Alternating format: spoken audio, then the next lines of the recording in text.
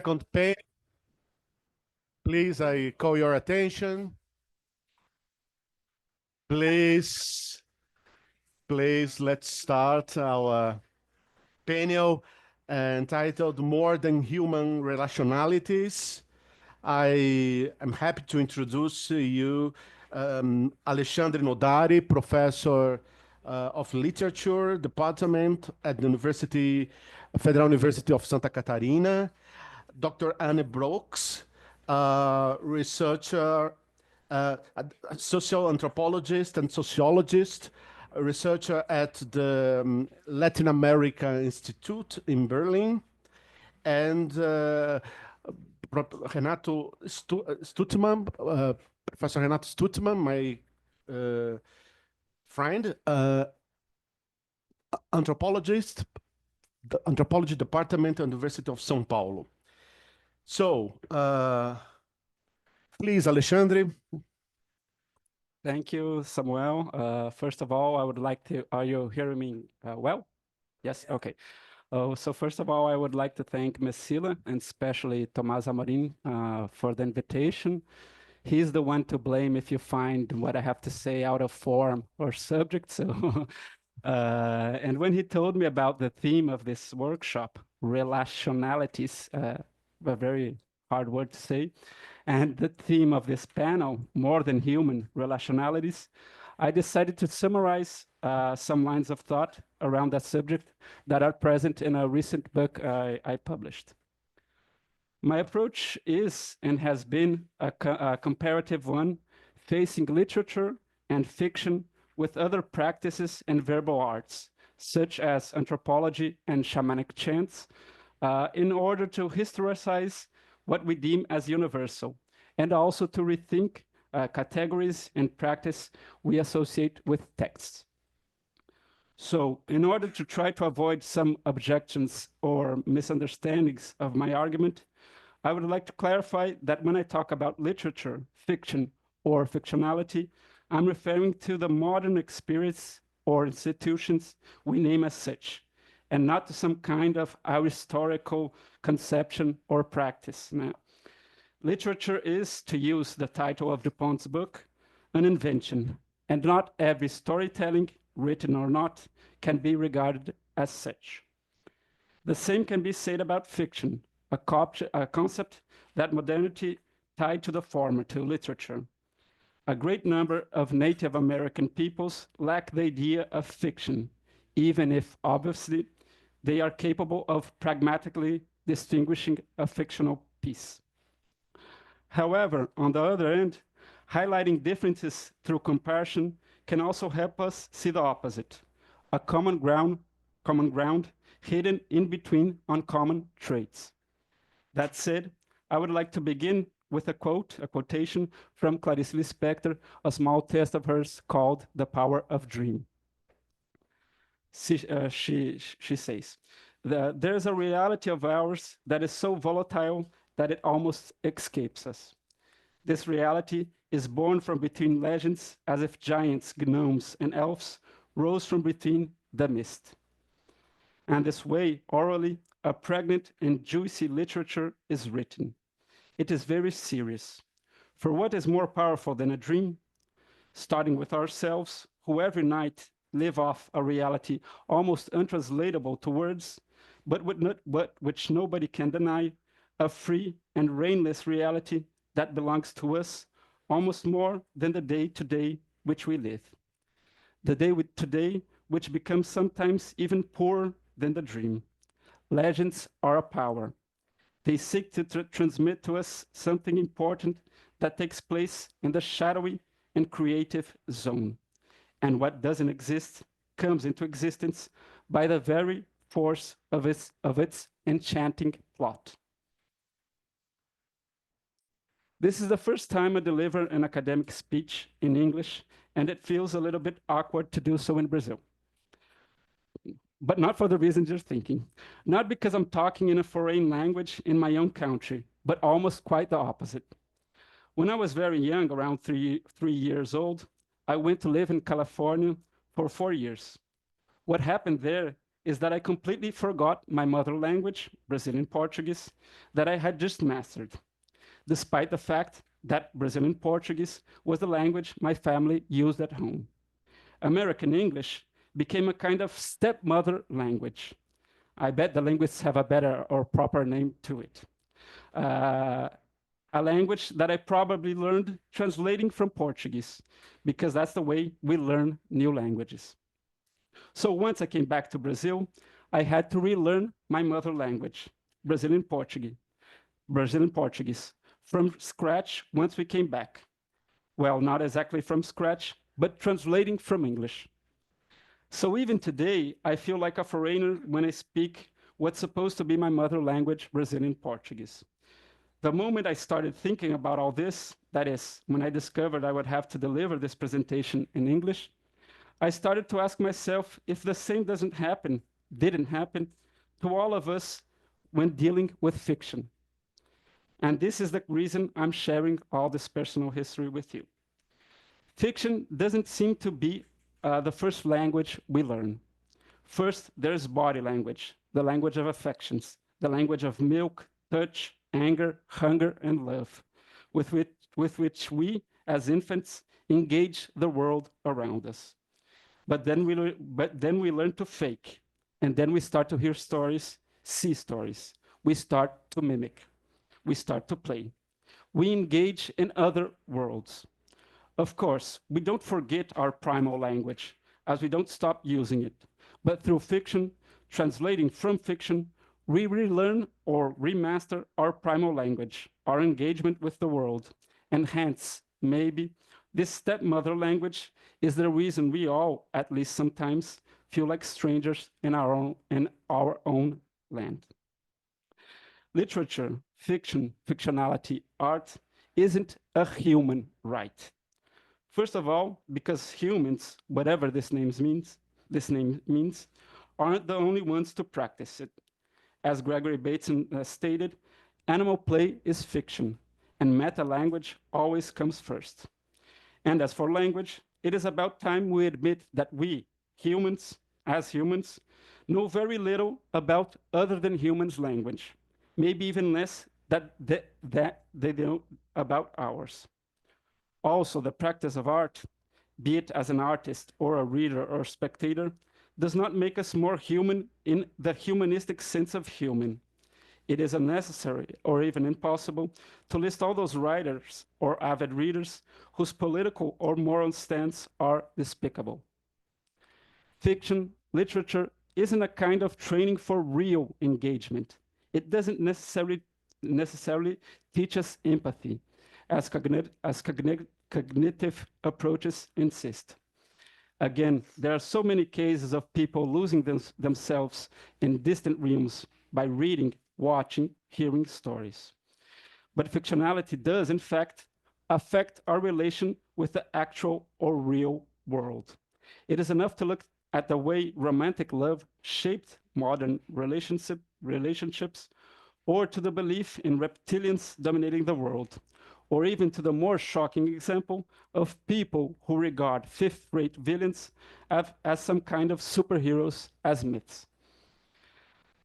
That is my bottom line. And it is that fictionality doesn't do it in a direct way. It demands a process of translation, even if in the form of literalization. Literature is always, if you wish, an allegory, a parable. If I can think my way into the existence of a being who has never existed, then I can think my way into the existence of a bat or a chimpanzee or an oyster. In such matter, Elizabeth Costello defines what she calls sympathetic imagination, locating the experience of fictionality as the condition of possibility to imagining and experiencing how other living beings live. What both fictional beings and animal species have in common is that both are other than human beings. Of course, this otherness is different in both cases. But before I turn to it and get back to what I mean as allegory, I would like to continue in this detour around the relationship of, let's say, animality and literature. A Brazilian author, much less known than Coetzee, Antônio Fraga, once named fables as philosophy, as zoology, philosophy, a term that in French, but much later, and in the independent fashion, Michel Levy would use to describe a surrealist game. Fraga's explanation on the use of the term is much less rich than the neologism, as he states that philosophy is, he says, a literary category created by fabulists through which the talking animal is nothing more than the image of its moral localization. I could draw on my own experience as a reader or as a parent of 2 children to deny this simple equation between talking animals and moral localization. Our fascination, both as childs and as adults, with talking animals perdures a lot longer than the moral lesson we forget or choose to ignore. But as I don't want to sound even more narcissist talking once again about myself, I would like to remember that the moral lessons, or at least its explicitness in fables, is relatively recent. It is modern. In addition to all those tales or myths around the world of ancient times or today that figure talking animals. So if we can say that fables or even literature as a whole is philosophy, we must change the meaning of the term and take philosophy as knowledge or wisdom with life inside. Knowledge of life, love of knowledge of life, or love of knowledge and life. But again, talking animals in fables aren't the same as animals of everyday life. They act like humans, as if they were humans, just as those beings who have never existed, the fictional human characters. Literature is anthropomorphic by nature.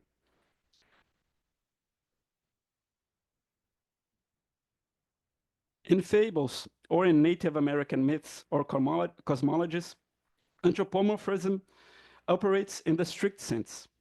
Animals appear sharing human culture, such as rituals, habits, clothes, etc. But anthropomorphism, as Viveros de Castro stated, is not the same as anthropocentrism. In fact, it is quite the opposite. If everything is human, humans are something else and do not have some kind of superiority. In the strange institution called literature, that is modern literature, anthropomorphism also takes place, but not, or not necessarily, in the same strict sense, but in a broader one. Fictions can tell stories of animals, aliens, spirits, beings unknown and unthought. However, they do so through human language. Fictional beings may not have human behavior, customs, etc., but their humanity remains even if reduced to this single trait. We access other worlds through our own language. Language itself is the unsuppressible horizon of our world, which puts into perspective all other impossible worlds, as Stirley puts it. This is not exactly a Kantian limit, or even worse, cage or prison. We can indeed access what's out there, even if not entirely, but we access it translated to human language. Human language, or more generally, human a prioris, do not only shape or limit our experience. They are also the means by which we are able to and do experience other beings, worlds, relations, etc. Literature is, in this aspect, and in so many others, similar to Amerindian perspectivism, its modern and mitigated version, as human culture, here reduced to language, is the sole language which through different natures relate. But again, as Syed insisted, if literature is an anthropology, a speculative anthropology, a mirror of what we are, such mirror deforms, reshapes, inverts our own image. our own language and puts it into perspective. Literature is always translated, even when it is written and read in our native language, in our mother tongue. Allegoric, anthropomorphic, translated, as if in our world, but not in it, as if human, but not human, as if in our language, but not quite so. These three traits point to an indirectness of the relation between literature and us, as if it was a diversion. However, once we return to my main road, even if we manage against all stakes to get to the exact same point from where we departed, the road will appear different, strange, even if we don't consciously notice it. The way back to our real world involves a reverse translation from the translated language of fiction to the mother language of reality, a squared allegory, as the means to literalize that which was allegorical, a reframing of what is human. Literature makes it possible to experience not exactly the others being in itself, other worlds in their fullness, but a kind of relation to them and to our own world, a relation in which directness, including language as denotation or as a performative, gives way to a more delicate one, even if dangerous and maybe violent. But maybe to return to the beginning of my presentation, and after this diversion, finish it. This other relation, this stepmother language, belongs to us almost more than our day-to-day language of relations. And as I started quoting Clarice, I would like to finish in the same fashion, invoking a description she made of this other relation, which she named oblique life. So I will finish with this quote from Clarice. I'm perceiving a skewed reality, seen from an oblique opening. Only now have I sensed the obliqueness of life. Before, I only saw through straight and parallel openings. I didn't perceive the disguised, skewed trace. Now I foreshadow that life is other, that living is not only unfolding thick feelings, it is something more spellbinding and graceful, in no loss of its slender animal vigor.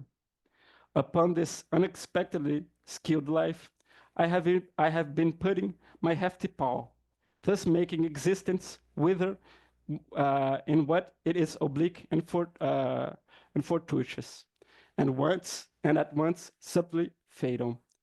Oblique life, I well know there is a slight misencounter between things. They almost collide. There's misencounter between things that lose one another amidst words that almost cease to mean anything. But we almost understand each other in this slight misencounter, in this almost that is the only way to bear life in fullness, since a blunt and face-to-face encounter with it would scare us and would startle its delicate spiderweb threads. We are slanted in order not to compromise what we define as infinitely other in this life I speak of. And that's all. Thank you.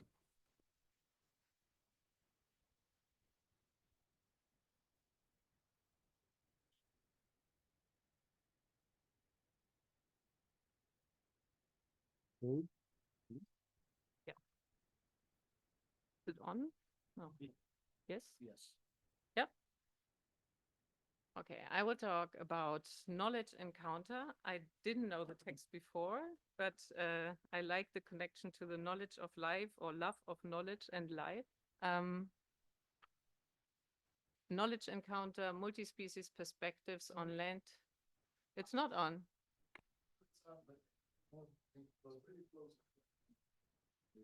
Okay, multi-species perspectives on land use transformations in the southwestern Amazon, especially of Bolivia, but we will see with connections, it moves itself.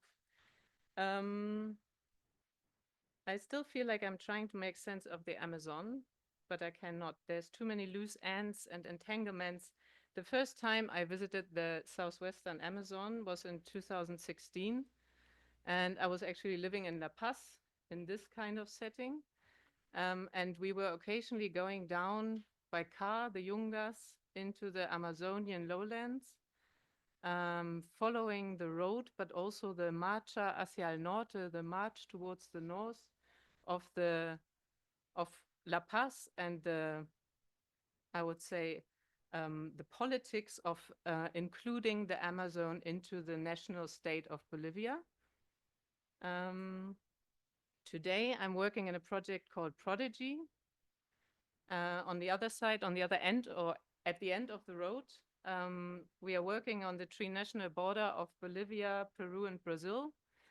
And I was, I think now looking back, somehow also part of this knowledge invasion that was actually supported by the German Development Corporation, trying to solve or transform land conflicts with the Takana indigenous people. So doing research now, there's a lot of Germanness that I find in my role as a scientist and in my positionality often. And I also see over the last hundreds of years a lot of German scientists involved in this and having a role. And I'm also questioning this, of course, but I also like to discuss that and also make it public.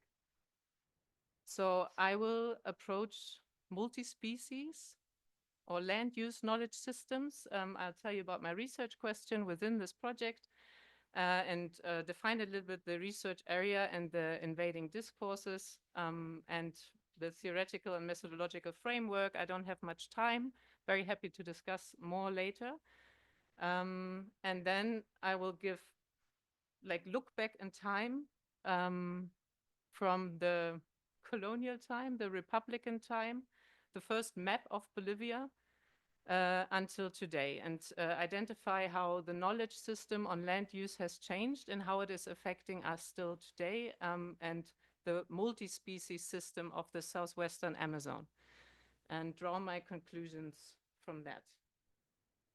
So my question is, how do soils, forests, and humans make sense of the Amazon and co-create futures in reaction to knowledge transformations and climate change? So I work on this triangle, trying to understand the sense-making processes not only between the humans, but also in between animals, soils, and humans, and forests, and how forests think. This is the research area. You see a little, a bigger scale here in relation to Brazil. It is the state of Acre, where we have a protected area called Reserva Extractivista Chico Mendes, quite known. I guess we have Pando with another Reserva Nacional de Vida Silvestre Amazonica Manuripi, which is the area I'm especially focusing on and then drawing lines to the outside, and also the Peruvian Reserva Nacional Tambopata and the interoceanic highway that's actually going right through it since a couple of decades or years. And the arrows are some first symbols of knowledge systems that are actually affecting and going into the area. I call it the Brazilian cattle culture. It's obviously much more than that, related to a certain way of how land is used and processed and integrated into a market or an international market. There's a Bolivian cattle culture, which is surprisingly similar to the Brazilian one, but with national specialties. We have a different relation to the march to the north that's coming from the Andeans downwards, that's then connecting again to the Andean knowledge invasion. I define discourses a little bit different than Beatrix in her presentation. So I think it's important to understand I don't only mean discourses in the sense of when politicians are talking, but more in a knowledge sociology sense that it's in discourses, knowledge is created and knowledge is creating discourses all of this happening in practices within a dispositif, a kind of knowledge landscape that is like given, that is there, but it's also shaped and changed along the way. I always imagine that as a landscape where there's certain ways how we can talk, how we can say things, who can say things, what institutions are built around it. Like, for example, in the definition of science, what is scientific, what are universities, and what can be said so that it is considered scientific. So just to give a bit of a context that I understand discourses as much stronger invasions in concept. And based on that, there's epistemic mobility, like discourses that are not only in a specific region, but that are globalized, coming from certain areas, or are regional and invading other areas with different power knowledge approaches. So now the multi-species brought into that, the connection between human knowledge and multi-species knowledge. In social constructivism, Berger and Luckmann say everything a society understands as knowledge is knowledge. This is a bit difficult to connect to the to the multi-species knowledge. And I must admit, I do not have a solution yet on this, but I believe that there is more learning from each other's practices that can be called knowledge, decentering the human, as you were saying, the love of knowledge and life, or the knowledge of life, and the approach of how a species reacts to my species action, and how new knowledge develops around that. I draw from Donna Haraway, who did this cat's griddle, or it comes from Nasir Mufti, saying we are all connected. And I don't know if you know cat's griddle, like my daughter is constantly playing that. It's like a long string, and you're like having different forms that you take from the other person. So she says we are somehow all connected with strings, and we somehow, when I move, you move, and it affects you. And it's not only the human and the multi, or the other more than human, but it's she says it's critters that we are actually connected to: microbes, plants, animals, humans. Why is he doing that? And non-human, and sometimes even machines. So I'm trying to see what critters are there that are connected in the southwestern Amazon, and how are we affecting our strings onto each other. Methodology, I draw from the collection of discourse data, but also ethnographic data. I've done so far 19 interviews in the Manuripe Reserve and in the surroundings, between half an hour and 2 hours. And I'm trying to do an inclusive discourse analysis, and I'm happy to discuss more about this later, trying to understand a knowledge system which is not represented in many hegemonial discourses of newspapers or of archives, but trying to understand from a today's perspective also into the history of the region. So this is the first map of Bolivia and the Territorio de Colonia.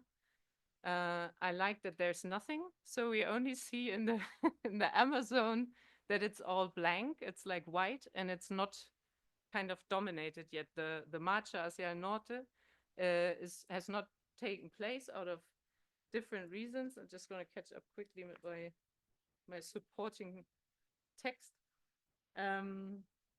So the borders in Bolivia and this whole area was very weak during the 1800s. And the states, all states, were actually trying to integrate the Amazonia into their territory. That related a lot to the legal background of this domination. There was a lot of geographical expeditions by Germans and other people, and missionary efforts at the same time. So there was military entrances, there was missionaries that were trying to get into the region, and Rommel Plasencia Soto describes the Peruvian Catholic mission in the region as oscillating between religious paternalism and supporting the expansion of the state, viewing the jungle as civilizing an economic frontier where indigenous populations were often seen as absent or irrelevant. I think it's not very new for most of you. But I like to point out that this is where we start in our cat's cradle.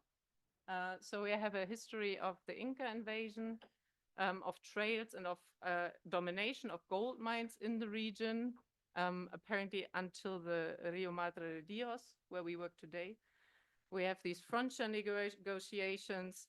We have the extraction of quinoa, of quinine or cinchona, which is was taking place along the Andean slopes, the Yungas, and a form of multi-species forest conviviality with different indigenous group living in the area.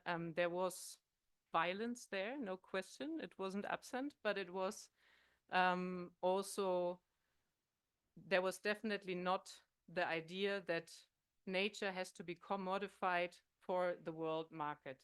And this is what came into the region when the rubber boom came. And we have the Bolivian modernist discourse that was invading the region and turning it into something very different.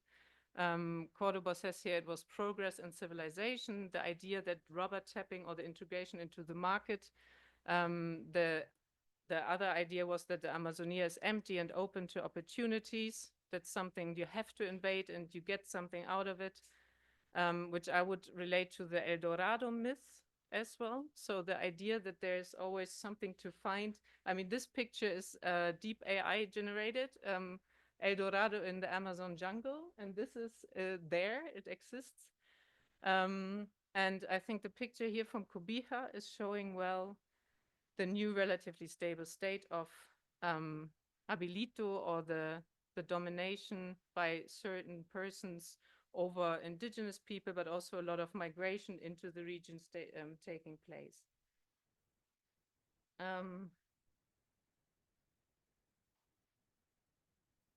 So I suggest to call this a knowledge tipping point. So an instant when land use knowledge is abruptly tipping and sometimes unpredictably transforming the existing multi-species system into a new relatively stable state. So we have the status quo before the tipping point. We have new knowledge that is entering. I'm not sure how far I should go, but I think there's quite a lot of general knowledge about the rubber boom, about the invasion of luxury articles, of people sending their linen to Paris to have it washed there, to the people lighting with dollar signs their cigars of the rubber barons. So I think I'm not sure if this is common knowledge or not, but there was like the whole European state invading into an area that was blank before. So we have a new alternative stable state. And I suggest, or we suggest, that this is something that is the same until today. It is not changing again. This is a quote from a female inhabitant from the Manuripe Reserve that was describing how she came to the region for the first time. And I was wondering, is it the animals getting to know her, or is it her getting to know the animals? And I like the way that she's describing it. The animals were looking at you. They were shaking. They were shaking. The tapirs, you could find them there. They didn't even run away. The animals were calm. The monkeys were a little bit angry because you went into their territory. And there were quite a lot of fish too. Then the rubber disappeared. Nobody worked with the rubber anymore. So as quick as this invasion of knowledge, this extraction of one product came into the region, that quickly it went down again, with a couple of highs and lows over the last century. That was around 1900. And what do you do when, like, people were migrating from Europe, from Brazil, from Bolivia, from the Andes into the region, trying to make money, some of them being suppressed by this debts system, So what do they do out of a sudden when the money is not there anymore? People being used to having a lot of money, or being used to base their life on having money to buy products. So what we see is an increasing sale of Brazil nuts since the 1920s. So basically it kind of went into less rubber, more other species are being commodified. We have acai coming into the region, palmito, like the heart of certain palm trees. We have a strong urban-rural migration over the time, but within the existing new knowledge system, we also have hidden discourses that we see, gold coming into the region in the 70s.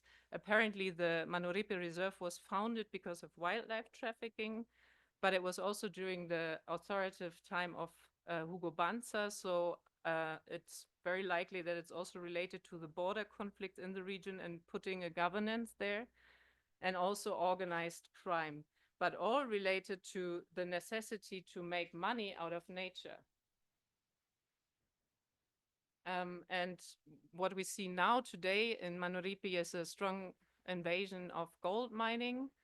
A lot of them coming over from Peru, where there's certain areas where it's very established, institutionalized, but it also shows this oppressing of people, as this quote shows. And we see very similar from the interviews from the rubber barons and from the patrones in that time, dominating nature, dominating worker, dominating woman.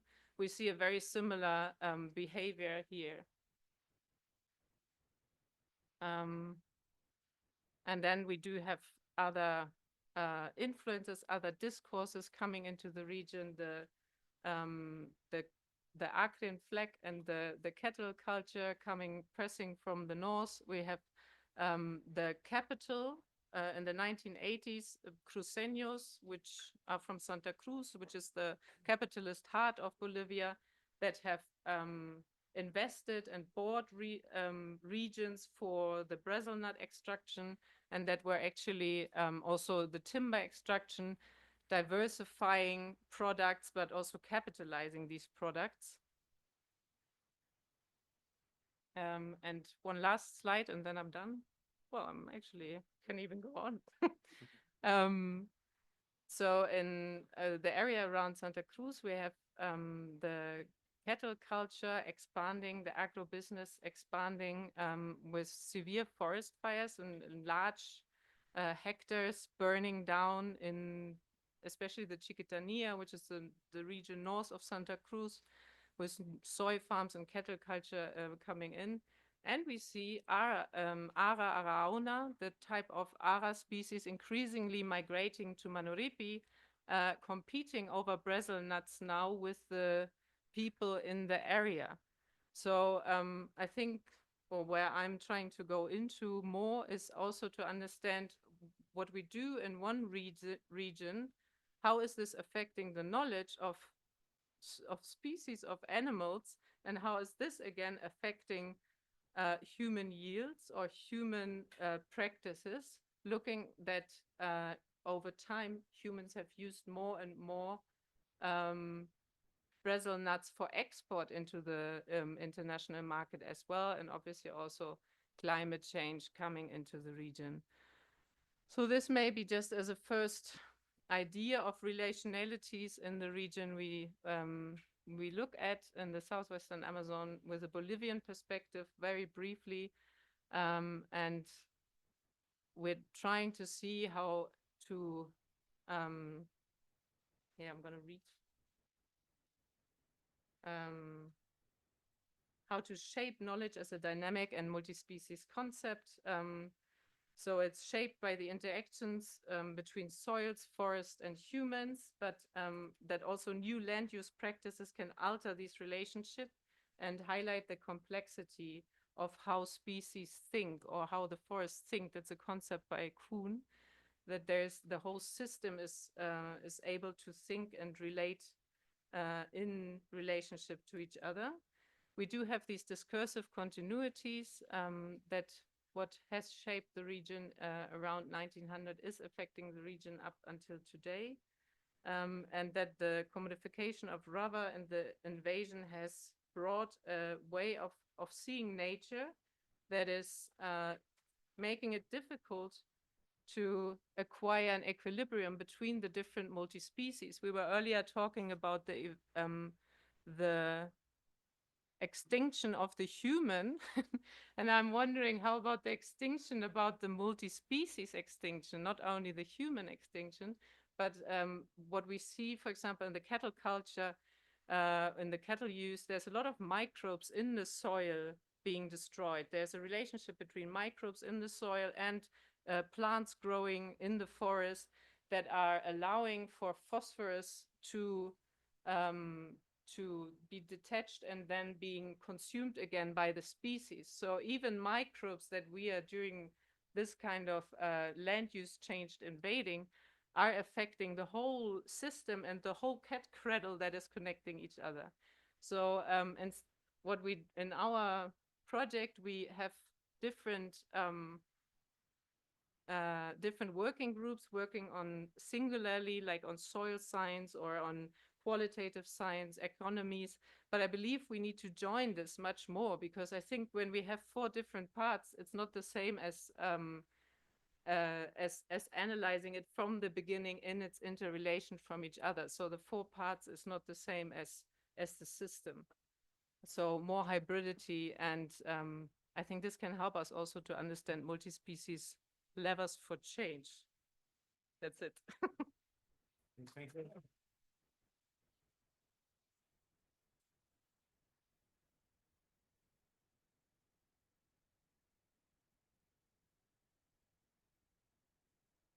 Alô, alô? Acho que é melhor assim, né? Eu vou ler. Hi, good morning, good afternoon. Thank you so much for the invitation, Samuel, Roberta, and all people from Mecila. I'm very glad to be here in Cebrap after a long time.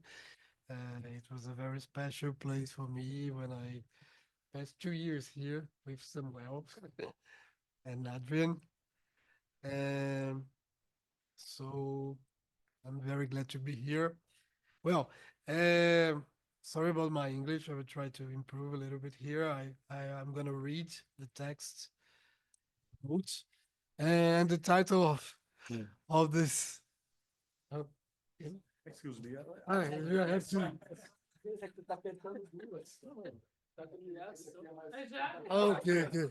Beleza. Excuse me, Renata, please. Beleza. So, well. I've already. Start your time. Okay, okay. No, okay. I still have time. So, the title of the talk I'm going to give here is More Than Human Politics. Okay, I will read the text. I apologize, but I think it's better. Well, I'm going to talk about a question that has haunted me for years. How can we think of an idea of politics that is capable of including non-human agents? I'm speaking from the intersection between the field of research in which I trained, Amerindian ethnology, and so-called science and technology studies. How do we include other living beings, but also non-living beings, in what we call politics? How do we include spectral beings, such as spirits and the dead? When I went to study Amerindian politics, I immediately became interested in the idea of cosmopolitics, as presented by the philosopher of science Isabel Stanger. This author's cosmopolitical proposition says more than the simple inclusion of non-human in politics. Rather, it addresses the problem of the coexistence of divergent worlds, of different ontological regimes. In order to combat the epistemic violence that has been the hallmark of modernity, Stanger asked herself about ways of connecting the world of scientists and shamans, the universe of neutrinos reviewed in in labs and the apparitions of the Virgin Mary to Christian pilgrims. According to her, to diverge is not to contradict. In an essay on the inclusion of so-called non-humans in political theory, she claims that I quote her, it's impossible to offer an adequate definitions of non-humans. End of quotation. And this is because of three obstacles. Firstly, you can confuse the non-human as an existence to an object that contrasts with a subject, something that comes from the theory of knowledge. Secondly, you have to get away from the distinction between beings recognized by experimentation, by the sciences, such as neutrinos, tsunamis, and genes, and speculative beings, for example, the Virgin Mary, spirits, divinities.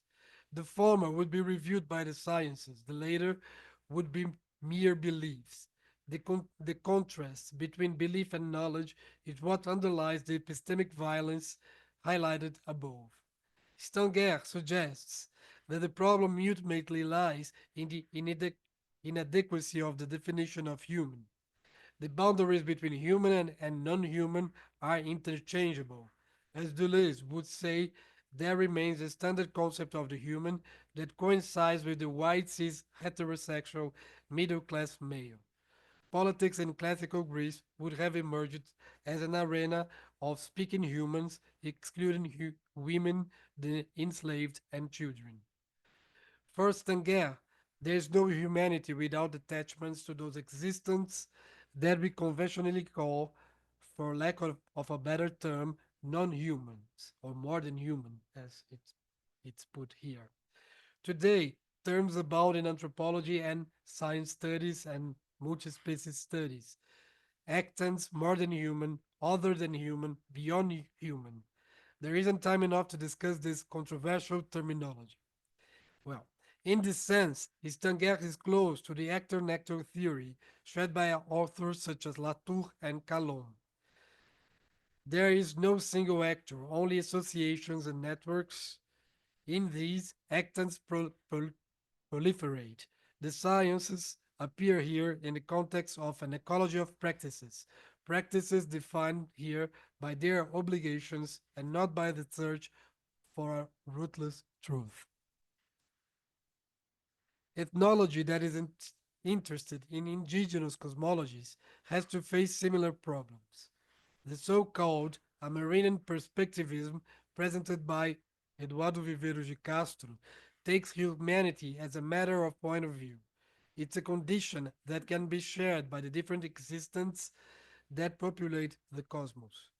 Viveiros de Castro asks himself, I quote him, how can we think about this form of life in which the condition of being human is always at stake, in dispute between all the beings in the universe? End of quotation. The human condition here is synonymous with the subject function, and this is reviewed by its wandering. A subject is someone who occupies a point of view, but this position is interchangeable. In a world where everything can be human, everything is dangerous. We could also say that in a world that everything can be human, politics can be something else entirely. No longer a gathering of men of goodwill in the agora, but a profusion of bonds between beings of different natures. It's worth looking here at an extract from The Falling Sky, in which David Copenaua defines what politics is for him. I quote him, for us, politics is something else. It is the words, it is the words of Omama and the Chapiri that he left us. They are the words we heard in the time of dreams, and which we prefer because they are ours. End of quotation. Roussalbert considers The Fallen Sky to be a cosmopolitical manifesto. It's about showing the value of Yanomami thought and agency for a non-indigenous reader. To show that it is not simply a question of culture, representations of the world, but of a true description of what exists, or at least what can exist. It's not without reason that Schopenhauer draws numerous comparisons between Yanomami and modern or capitalist epistemologies. The wise destroy the forest, he concludes, because they can see that is inhabited by the Shapiri spirits, vital images, utupe, of the animal ancestors. Shapiri are tiny shamanic spirits who dance on mirrors. Shapirimu is to become a shaman. Know that shaman and spirits are said by the same word, as in other Amazonian peoples. Viveiros de Castro, in a commentary on Schopenhauer and Albert's book, defines spirit as an indiscernible zone between animality and humanity. After all, spirits are first and foremost and in between. They are those who remain in an original metamorphic state, for instance, typical of mythological times. They reveal themselves through the power of metamorphosis. Back to Schopenhauer's manifesto. Let's go back to Schopenhauer's manifesto. He seeks to show that his politics is different from those of the whites, who see only humans alone among themselves, ignoring the agency of the Shapiri-Pe, the spirits, and all their power of metamorphosis. Schopenhauer says that the wise neither know how to see the invisible, that is, they have no knowledge, nor how to speak properly, two essential prerogatives of a good diplomat. Schopenhauer proposes finally to link the politics of the Chapiripe and the idea that the forest land, Urihia in Yanomami, is populated by subjectivities to an, ecological discourse which comes from the Western world and which sees the destruction of the Amazon rainforest as a threat to the entire planet. The image of the falling sky, a cataclysm caused by the fury of the Chapiripe due to the predatory actions of non-indigenous people, thus becomes a discourse that calls for an alliance between Yanomami shamans and environmentalists. In Schopenhauer and Albert's book, Yanomami shamans are those whose mission is a kind of double articulation between the Yanomami and the Shapiripe and between the Yanomami and the whites, something fundamental for the survival of the planet. The idea of the shaman as a cosmic or cosmopolitical diplomat has been developed by different authors. This diplomacy, however, does not usually result in a position of substantive political power in the Amazon. Viveiros de Castro again insisted on the distinction between shamans and priests. Among the former, there is a common disjunction between cosmic power and political power.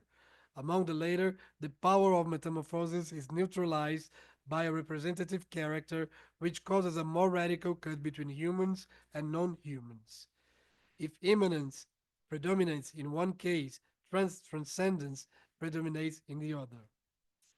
Inspired by Pierre Clastre, Viveiros de Castro states that the aversion to the state form revealed by indigenous people is above all an ontological problem.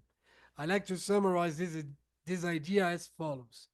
Instead of the equation proposed by Mikhail Bakunin for the history of the West between a single transcendent God and the figure of the state, we could see on the indigenous side a myriad of spirits that make up a politics of multiplicity.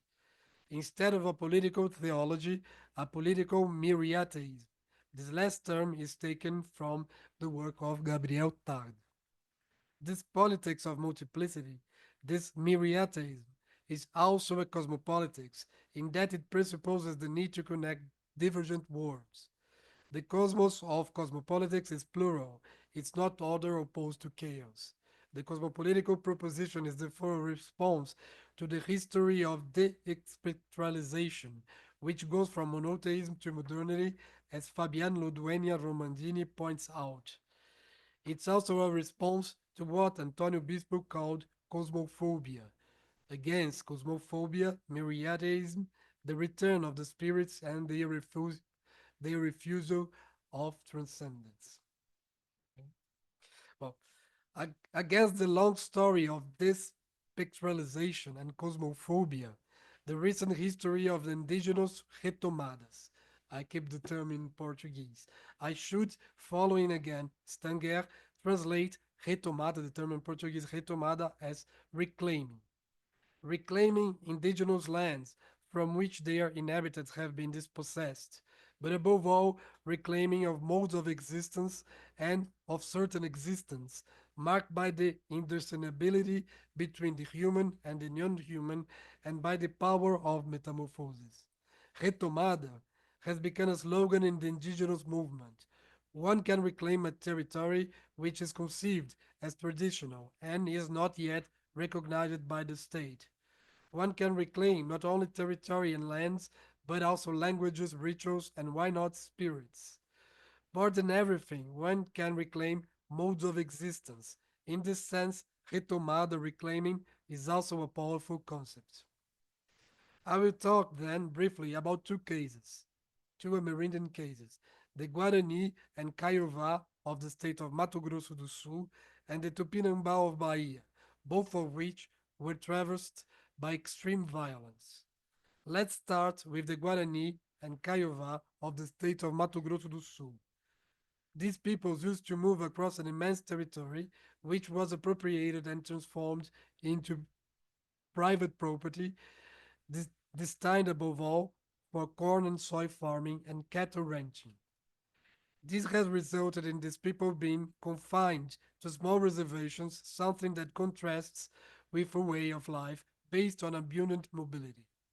The mobility of different Guarani peoples cannot be dissociated from their relationship with non-human existence, especially the divinities, Nyequeri or Nyanderuqueri, who inspire human actions. In addition to these divinities, we must emphasize the place of the masters of animals and plant species, the Jara. The notion of divinity in Guarani cosmology is quite complex, since every human being contains a divine part within himself. Guarani shamanism is a kind of becoming divinity technology. There are no transcendent deities, only immanent ones. Although one can talk of Nyanderu, the first and primordial god, this is nothing more than his continuous unfolding. In Mato Grosso do Sul, Nyanderu and Nhandesã for women is also the term by which shamans or prayers are called. For the Guarani and Kaiowá, the retomadas cannot be thought of without the action of these divinities and other spirits. A number, a number of anthropologists have written on this subject, including Guarani and Kaiowá anthropologists. In his doctoral thesis, Tonico Benítez describes, in a way that is both historical and autobiographical, some of his people's retomadas. It should be remembered that his father was murdered in one of these events. According to Tonico Benítez, those actions cannot happen without bonds, attachments to the protective spirits, implying the agency of the shamans and the holding of festival and dances, Jiroku. He tells us, for example, that the second attempt to reclaim the territory of the current village of Ipoi was followed by 10 days of uninterrupted festivities in order to prevent another expulsion. Tonico Benítez discusses as well the key concept of tecorra. Although the term is sometimes used to refer to a village or to a broader territory, it must be understood that it comes from the word teco, which means way of being, or, as I prefer, mode of existence. Tecorra would then be the place where one can exercise Nyandereko, our mode of existence, and this teco implies the bond attachment between different existence, humans, divinities, and others. Tecoporã would be then the good or beautiful mode of existence, the one that comes close to the mode of existence of the divinities who live in a land where nothing perishes. As Laurienis Zaragoza pointed out, a common translation for retomada among the Guarani and Kaiowá is tecorrarã, mode of existence to come. As one of her interlocutors put it, I quote her, the forest will grow back after the reclaiming, and With them, the spirits and the masters will return. End of quotation. Another interlocutor, this time a shaman, Nyanderu, told the anthropologist how he makes sure he doesn't die in a retomada. And I quote him: "You must pray, sing and dance before entering. We of the village of Ewi Katu pray 3 times a week and no one died." End of quotation. The death of someone shot by farmers, for example, can be seen as a failure to negotiate with the masters, the Jara, who, unlike the divinities, have the power to harm and can be evoked to fight the farmers' militias. Okay, no? Okay. Isaac João, another Kaiowá anthropologist, emphasizes the importance of the songs sung by the shamans, Nyanderu or Nyandese, at times of retomadas. Here we have an important variation on the theme of the politics of the word among the Guarani and indigenous peoples in general. Reoccupying traditional lands would be like reconnecting with the spirituality that exists over there. It's necessary, for example, to ask permission to enter those territories as they are inhabited by beings of different kinds. The first phase of the retomada is therefore the one in which, through chance, you ask permission to enter a place. The second phase is given by chance of protection against the violence of the owners. Singing, writes Isaac João, I quote him, is the practice of protection and at the same time a policy of dialogue and connection with the spirits. End of quotation. The third phase of the retomada is the construction of the religion house, which must be inhabited by its sacred objects, such as the imbaraka, the shamanic rattle. It is with this house that Tecoporon established the beautiful good mode of existence, the good living. The fourth and final phase consists of the Jerosipuku, the baptism of white maize, in which communication takes place with the spirits linked to the cultivated plants. Eliel Benites, who has a PhD in geography, writes at length in his thesis about the reclaiming of areas near the Teikwe Reservation. Like Izaki, he describes the way in which these acts are fueled by songs. To reclaim land, writes Eliel, I quote him, is to bet on the possibility of reconnecting with virgins who were not in the place when they left the process of confinement of the reservation and had the chance to seek alternative means to recompose the structures they were tearing down with the arrival of the whites, the Karai. End of quotation. Eliel contrasts the power of songs and chants with the mastery of letters and paper documents that marks non-indigenous politics. The retomada is also that of the leadership of the Nyanderu shamans, of the traditional model of Kaiowá politics, which is not separated from the domain of the guardians. The Nyanderu contrasts with the authoritarian leaders of the reservations who seek to centralize power in the hands of the captains, reproducing a model imposed by the SPI, Serviço de Proteção ao Índio. For Benítez, the model of life in the reservation corresponds to the deterioration of the Nyanderiko. Those who live in the reservations live like Anguera, phantoms. From Benítez, the retomada would be a recognition with original times marked by the Teco Araguite, a way of existing fully in time, bringing humans closer to the divinities. Well, I would, if I had time, I would talk about another example that is on the Tupinambá of southern Bahia, but I would just uh, I will let it for another, and I go straight to the conclusion. Yes, so sorry. We can talk about it in the discussion. What the Guarani and Kaiowá and Tupinambá example teaches is that what is taken back is not just a physical territory, but a whole mode of existence. The Guarani has a special term, a special concept for this, teco, from which comes tecorra, tecorrara. I use the term mode of existence on purpose, referring on a non-pretentious way to the thinking of the philosopher Etienne Souriau. There are different modes of existence, because there are different existents who create different worlds together. The idea of mode of existence could be added to that of Umwelt, proposed by biologist and philosopher Jacob von Wexkull, or that of existential territory, developed by Félix Guattari.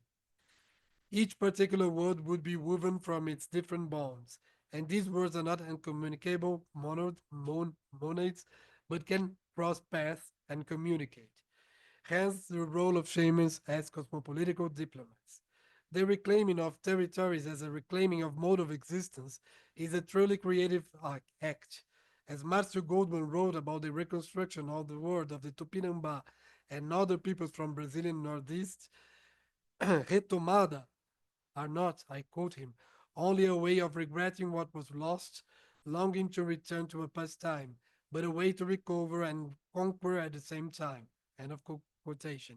In other words, it's a possibility to recreate oneself based on a repressed cosmological and existential background, but which never ceased to exist. We must not forget that these people were forbidden to stand as indigenous peoples. The Tupinambá reclaimed the land with their passion for the encantados, the enchanted beings, spirits, the true owners of the land who called their relatives who live far away. The Guarani and Kaiowá reclaimed the land with their passion for their divinities, those capable of inspiring people calling for movement, pulling migrations. This whole struggle for land, this politics, in other words, this composition of a mode of existence, could not take place without the primordial bond with those we call non-human, more than human, and even invisible. There would be, just finishing the last, there would be no way to separate the concept of divinity or encantado from the indigenous concepts of land or territory. On this point, the Guarani and Kaiowá and the Tupinambá meet up the Yanomami, for whom the forest land, the wood forest, Uriri, made up of a myriad of Chapiripe, these vital images of animal ancestors. This is why, says Kopenawa, white people were mistaken. They treat the forest as a thing, as a resource, where it's populated by subjectivities that can be seen by the shamans in their trances or dreams. It's not about a land as a delimited space, external to any subjectivity. As Marcela Coelho de Souza proposed, we need to find an indigenous concept of land that opposes the idea of land as commodity. The indigenous concept of land implies a collection of human and non-human actions. There's no time for a proper conclusion. I'd just like to return to Stanger, with whom I began this talk. Stanger is referring to the challenge of bringing non-humans into Western political theory. What politics can be. She's approaching new forms of activism in the West which politicize non-humans more than humans. For example, the defense of a river, the fight against the trade in transgenic seeds, the recovery of a pagan spirituality in demonstrations against economic globalization.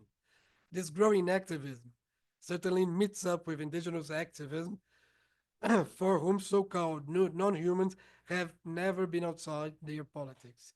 I should end, finally, by mentioning the 21st ATL, Acampamento Terra Livre, which is now taking place in Brasilia. The ATL is a kind of reclaiming of indigenous politics in a new scenario. It involves the participation of such existence who make themselves present in songs, dances, and ornaments. Thank you so much, and sorry about the time.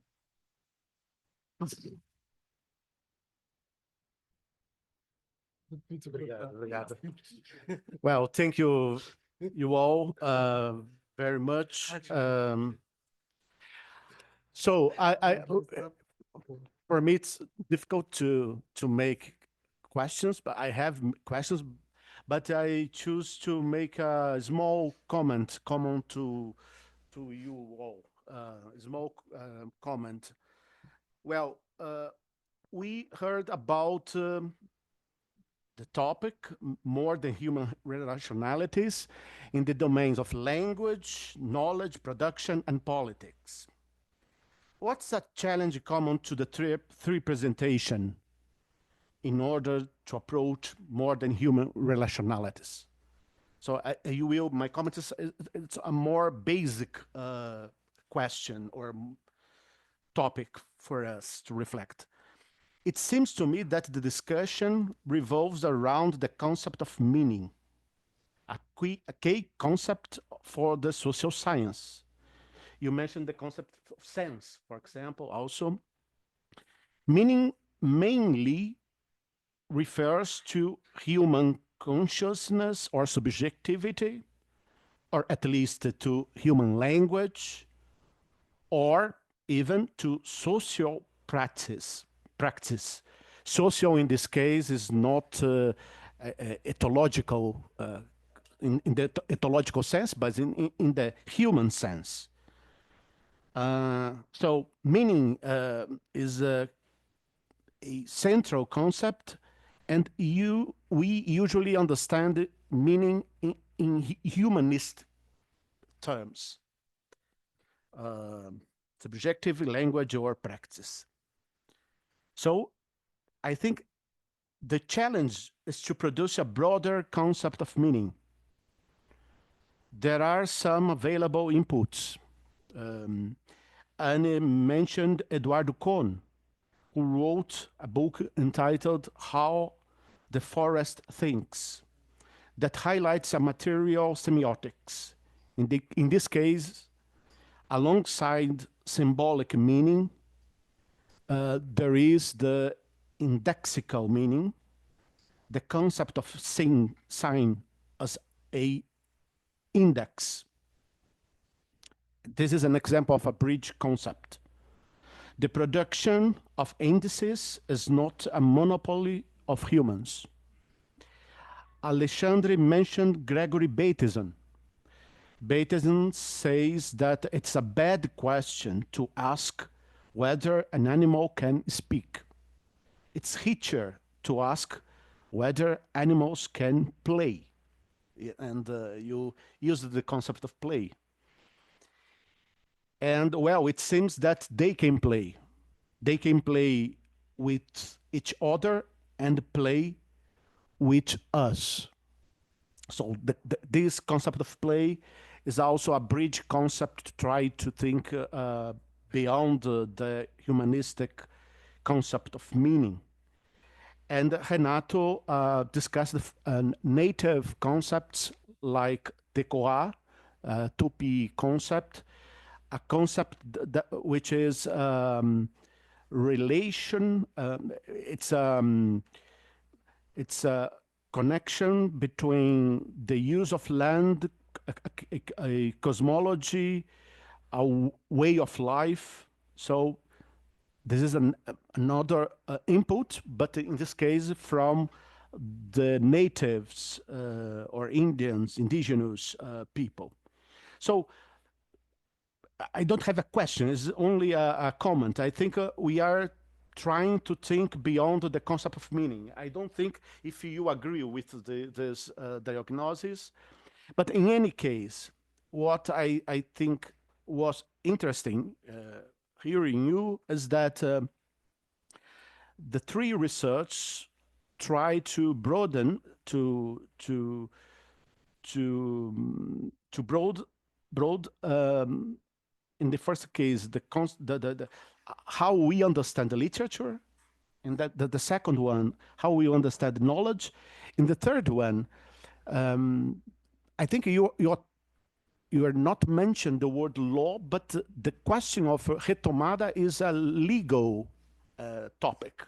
So we discuss nowadays in Brazil, the law enforced in Brazil requires indigenous knowledge in order to prove the possession of lands. So in literature, knowledge production, and politics and law, we are in a movement of ampliation our frame. Yes. Questions? I open to the audience.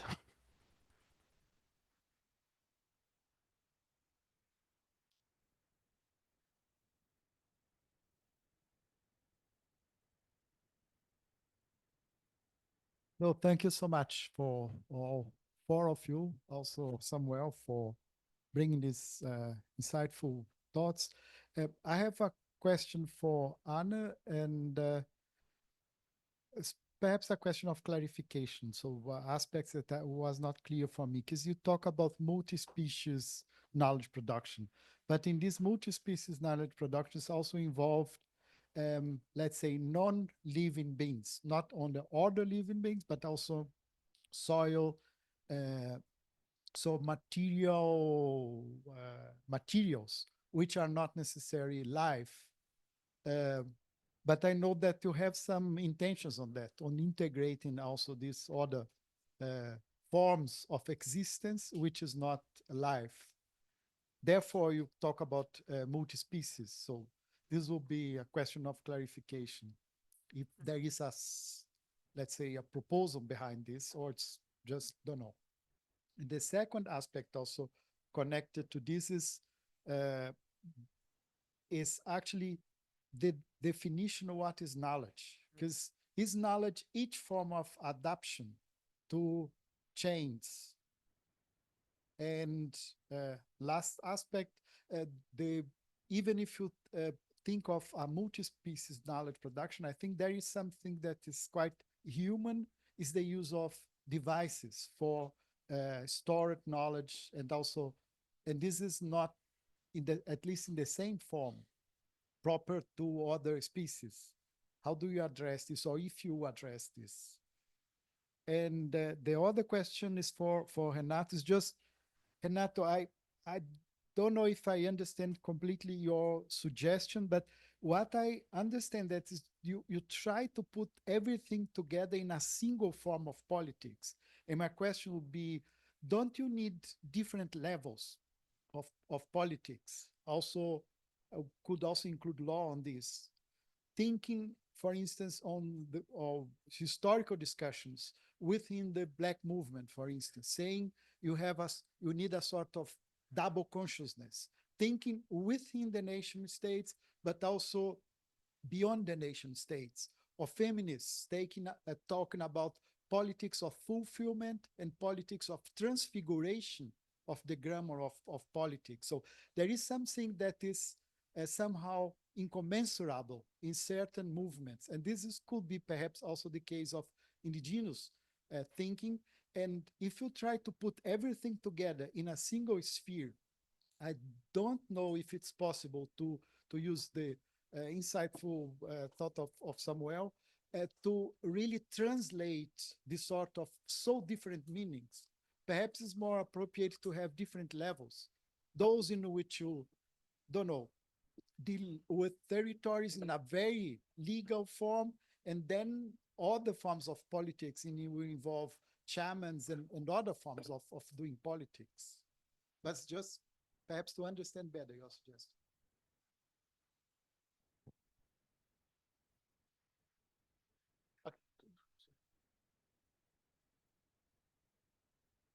Thank you for the presentations. Renato, here in the back. Tillman is my name. I have possibly a very similar question to the last one, just posed in a different way. I find it quite convincing what you presented as cosmopolitics. I was just curious if you could say a bit more about the interface that sort of cosmopolitics you're developing or that you're describing has with sort of the white man's politics, or the sort of the politics of modernity, etc. I think it's a very similar direction, but I think not necessarily asking about scales, but about the place of the colonial encounter, if you wish, in this cosmopolitics you're describing, in terms of a way. I'm thinking of the ATL that you mentioned at the end, right? Because that's a direct engagement with sort of Brazilian state politics. And while you mentioned it at the end, it didn't really show up throughout your presentation. I didn't see the place of it in your presentation. So I was curious if you could clarify that. And another question I had, drawing from Anne's and Renato's presentations, Anna was very much speaking about systems, different knowledge systems, so a very systemic sort of language, whereas you, I think in particular, spoke of ecologies of practice, Renato. So I was curious regarding these multi-species relations, if this the kinds of language, the kinds of conceptualization we choose actually makes a major difference of how we actually conceive of these multi-species politics or multi-species relations. And because well, obviously there's different theoretical backdrops to it, but I would like to hear you both on your choice, especially Anis, because I think lately I've been reading a lot of work on ecologies that were very critical of systems thinking, sort of leaving it behind. So I was curious that it was still so strong in your presentation. Thank you.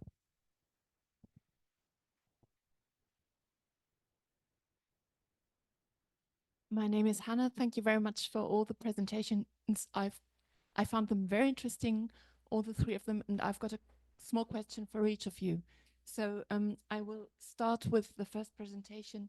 Alexandre, I found it very interesting.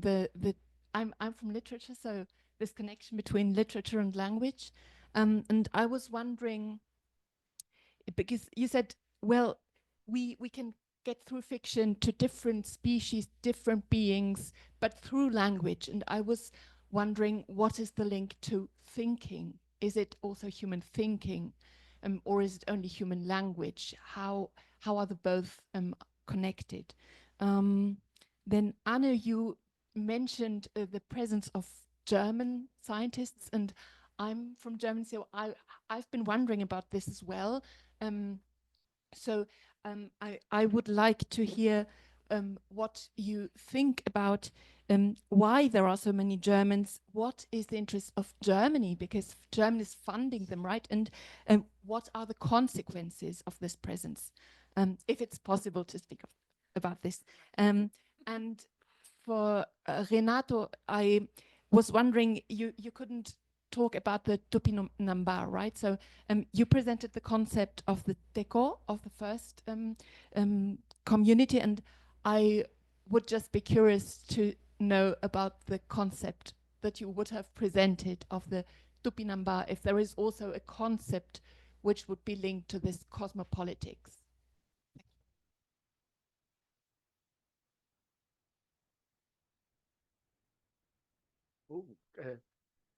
Dá tempo.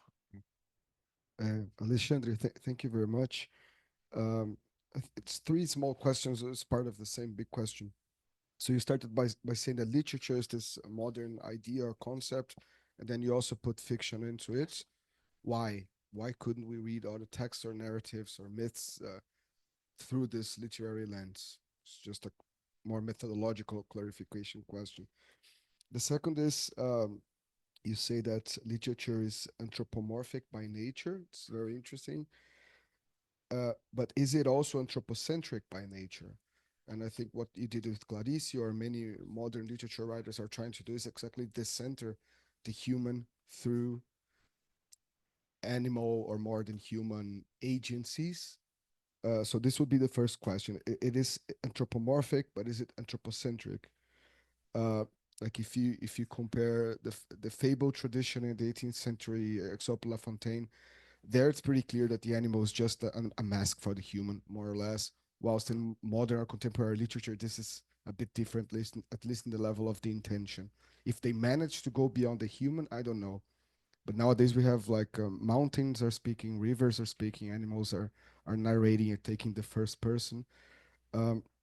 Is this decentering the human, or is this just another trick of anthropomorphism, of anthropocentrism, to put everything back in the realm of the human? This would be the third question. Thank you very much. Yeah, the last one, please.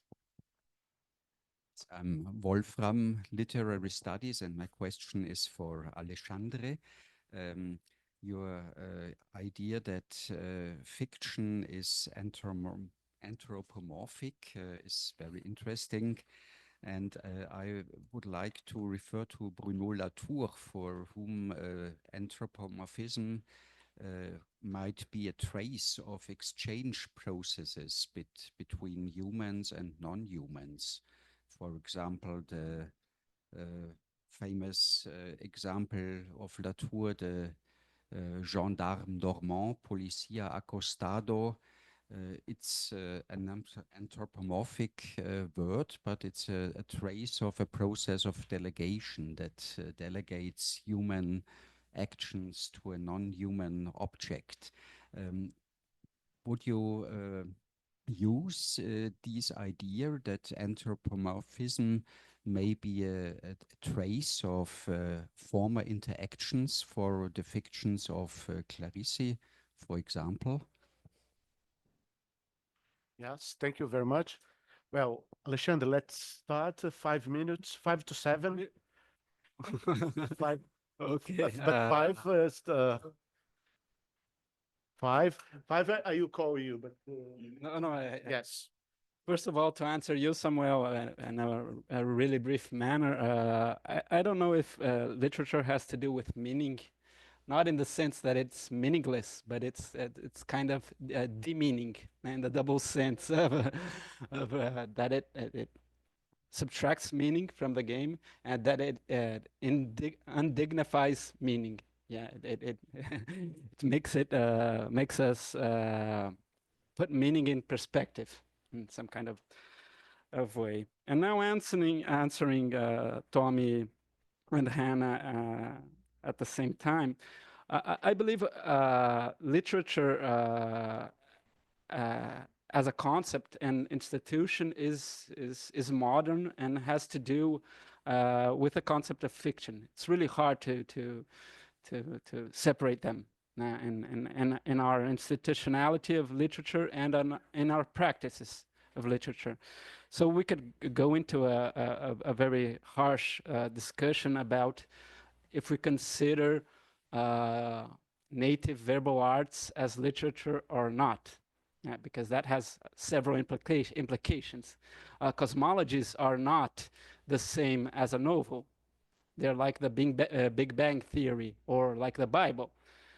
They shape the world. They say how the world is. So we can't regard them, cosmologies, as the same as novels, poems, etc.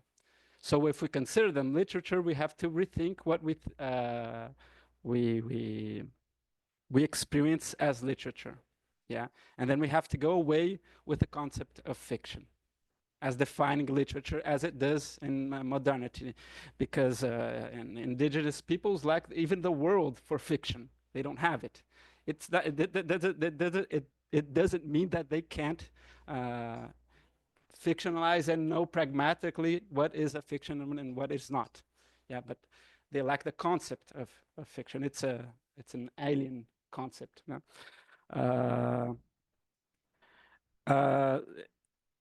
And now going to the second or third, and that relates to what Hannah was questioning. Well, anthropomorphic is quite the opposite of anthropocentric.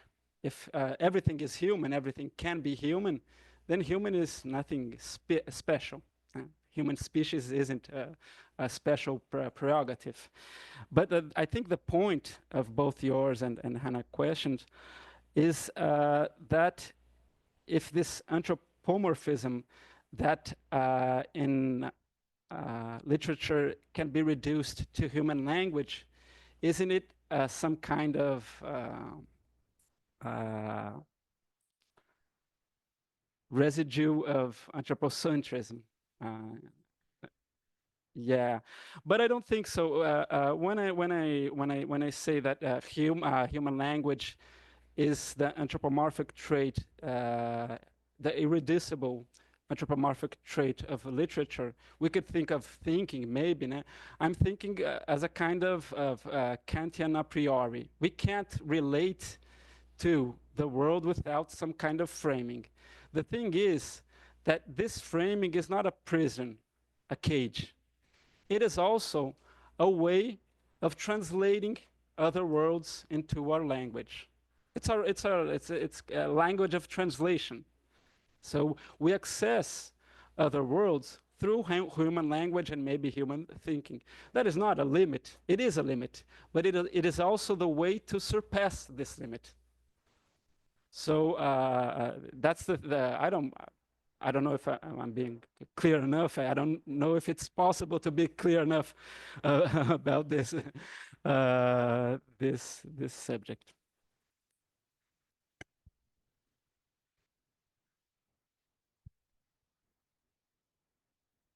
Yeah, thanks a lot. I haven't thanked actually Sergio for being here because he invited me when I was on my way to Aachen. Can you hear me? Or is it the micro? So multi-species knowledge, or the definition of knowledge, I think as usual, that's exactly where you put the finger in the wound. And I think this is what I also said during the presentation. It is the question. I mean, the discursive constructivism is under the communicative constructivism.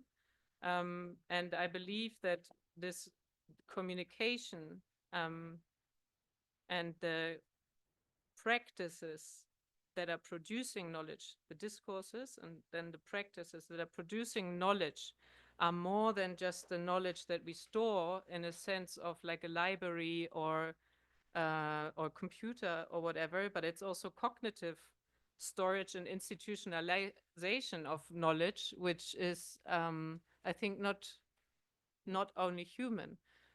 So I think there's exactly what Kuhn describes, that there is certain practices in nature of species that have learned through adapting, and I mean, call it instinct, call it not instinct, but we know that species learn.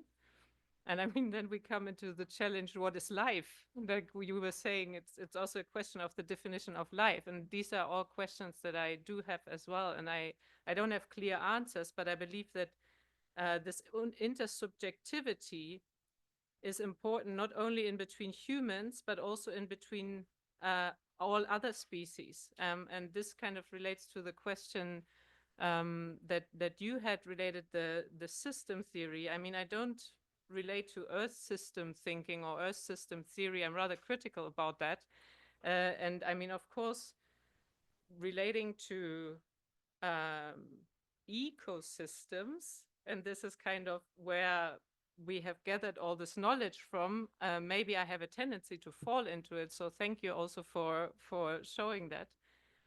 But I think what I'm trying to say is rather extract certain actors within a system, not an Earth system, but within a small relationship in between relationality, Beziehungsgeflecht in between people and materials, because they do have agency, like in a sense of new materialism. Like I believe, for example, rubber has an agency. It has changed the whole system. But it also, like the way that it was, the meaning that was constructed around it has also changed the life of rubber forever. So I think there's like this interrelation also between materials, or gold. I mean, gold is one of my favorites because it is so omnipresent, and it's like from Inca to Columbus to everyone, how one metal is just affecting the whole world and the whole system. And I wonder also what gold thinks about that. I mean, there was one presentation I heard when they were saying, so I take out the gold in the Brazilian Amazon to put it from underneath the earth, to put it back underneath the earth, because people find this secure to have gold. I mean, that's fascinating in a way. So I think there is agency to material, but of course, always also in relation to life and in relation to practices. German positionality. When I was doing my PhD, I did it in Ecuador, in Guayaquil, and I kind of realized after a while, okay, I'm a German woman. I get financed by a German institution in a city that is hyping a German scientist, Alexander von Humboldt, to legitimize the elite's power, political power within Ecuador. So yeah, I think it is a power question. It's a power question within science, within Western science, but also how it kind of recreated, I believe, at least in Ecuador, so that how the Latin American science legitimized its own power within a political system as well. I'm not that far yet in the context of the Amazon. I've only been working in that like not even 1.5 years, but what I see is that there was a lot of Germans within geographical expeditions involved in doing like the measurements, like the cartography and all of these things. So also just like measuring the world, obviously, again. or also other European scientists. So this expansion and domination of certain areas is strongly related to it. Yeah, maybe that. Thank you. Well, there are so many questions. I don't know if I have time to answer for everybody, but well, one thing is very interesting is when you talk about law. Yeah, my paper was on politics, but if we could think this on on different kind of law. What is the right to land in indigenous terms?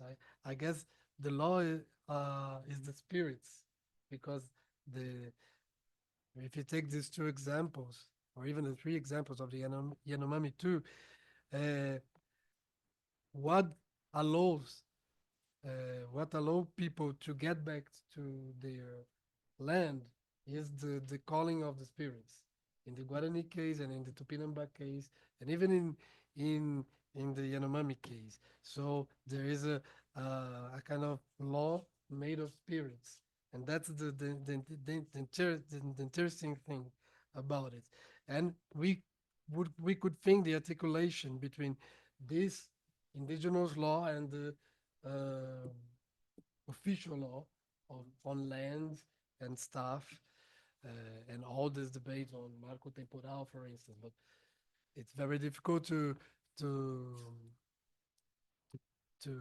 the nation state, and then I come to the point of Sergio, to the nation state to recognize the spirits as this other than human beings as the subjects of law in indigenous terms. And I think what anthropology has to do is to think those articulations. What is another law? What is another politics? So it's very interesting this idea of double consciousness, and the problem on the nation states inside and then outside of the nation state. My focus was in the outside. So what is the politics made of spirits of other than human? And we can really think that this articulation, for instance, how can the nation state deal with the rights on other than human, like animals, on rivers and mountains and stuff? I guess in other countries of the of South America, this debate is more advanced than in Brazil, for instance. So it's something, how this debate on anthropological debate on who are the political subjects, who are the subjects of law, how can it transform the logic, the internal logic of the nation state? That's for me the most interesting point here.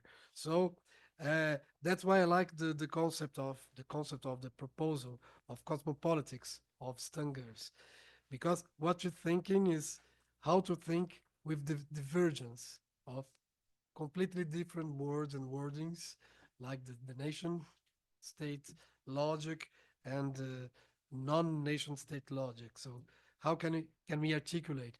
And when I was talking about David Copenau, I was talking about this double articulation of diplomacy that he makes.